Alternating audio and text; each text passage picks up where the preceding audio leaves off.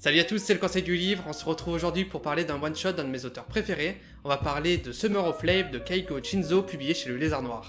Si vous aimez les tranches de vie avec une belle histoire d'amitié, ce manga est fait pour vous et je vais vous expliquer pourquoi. L'histoire se passe dans une ville nommée Kanamatsu.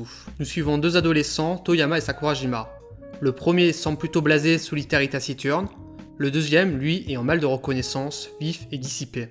Un jour, une éruption volcanique transforme la paisible bourgade en station thermale et sera très vite envahie par les touristes. Un nouveau cadre qui plaît à l'un des deux lycéens mais pas à l'autre, ce qui va remettre en question leur amitié. Avant d'aller plus loin, il faut remettre l'œuvre dans son contexte. Summer of Love est publié au Japon en 2012, c'est donc le deuxième manga de l'auteur. Le premier n'est autre que l'auto-école du collège Moriyama, qui est un autre super manga de l'auteur, mais je vous en parle dans une prochaine vidéo. On est très loin d'un manga grand public, on s'adresse à mon goût à un lectorat plus aguerri, à un public qui recherche autre chose. On retrouve dans son travail la problématique et le questionnement de la jeunesse japonaise. Il parle aussi beaucoup de chats. Centré et à la fois léger et prenant, simple et touchant, et je trouve que ça accompagne à merveille ces tranches de vie de jeunes gens qui sont confrontés à des événements improbables, mettant en avant des tracas qui peuvent paraître comme anodins, mais que si on y réfléchit, posent de grands questionnements. Bon voilà, après une présentation rapide de l'auteur, revenons à nos moutons, pourquoi faut-il lire ce manga ? L'auteur nous raconte donc l'histoire au rythme du quotidien de Toyama et Sakurajima, deux protagonistes qui, comme je l'ai dit plus tôt, ont des caractères très opposés. Cette opposition se retrouve dans leur façon de voir le monde. Le premier est blasé par les changements de sa ville, alors que le deuxième s'en réjouit. On peut également voir une opposition dans leur façon de chercher le bonheur. Depuis l'éruption, Toyama ne semble plus être heureux, il est toujours à parler du passé, alors que pour Sakujima, c'est le contraire, lui est toujours tourné vers le futur, mais il n'est pas heureux pour autant. Si on regarde le bonheur de façon philosophique, on peut le définir comme un état de complète satisfaction. Dans la philosophie antique par exemple, le but de la vie c'est le bonheur. Comment l'atteindre c'est plus compliqué, d'où une vision plus pessimiste des philosophes modernes, mais ça c'est une autre histoire. Une autre opposition que l'on peut retrouver c'est dans leur prénom, et je trouve ça assez bien pensé.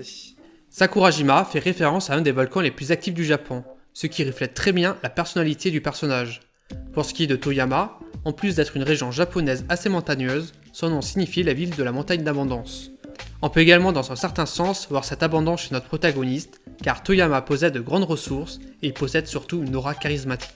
Je passe sur plein d'événements du scénario pour gagner du temps et pour vous laisser découvrir, mais ce que je peux vous dire c'est que ces deux personnages vont être en désaccord pendant la plus grande partie du manga. Ces deux protagonistes semblent emprunter des chemins bien différents, à plein de moments on pense que leur amitié est terminée. D'ailleurs, il faut rappeler que Sakurajima s'est rapproché de Toyama au début juste pour profiter de son aura pour gagner en popularité.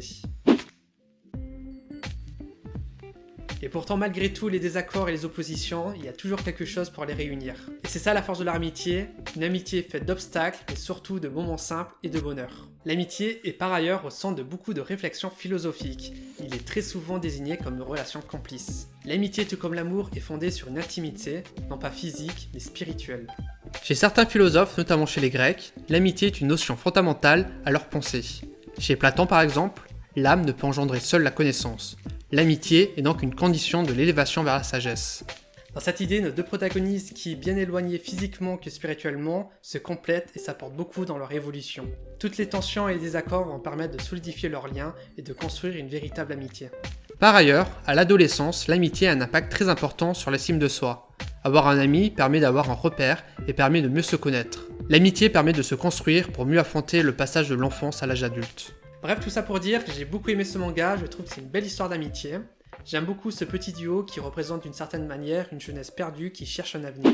Voilà, c'est tout pour cette vidéo. Évidemment, j'aurais pu parler d'autres thématiques comme l'industrialisation des villes, mais ça sera peut-être pour une prochaine vidéo, si ça vous intéresse, bien sûr. En attendant, n'hésitez pas à me dire si vous avez lu ce manga et si vous l'avez aimé, et je serai content d'échanger avec vous. Vous pouvez au passage vous abonner à ma chaîne YouTube si ce n'est pas déjà fait pour me soutenir, ça fait toujours plaisir. À me suivre sur les réseaux sur Instagram, TikTok et Twitter, à mettre un pouce bleu, et je vous dis à une prochaine vidéo. Salut!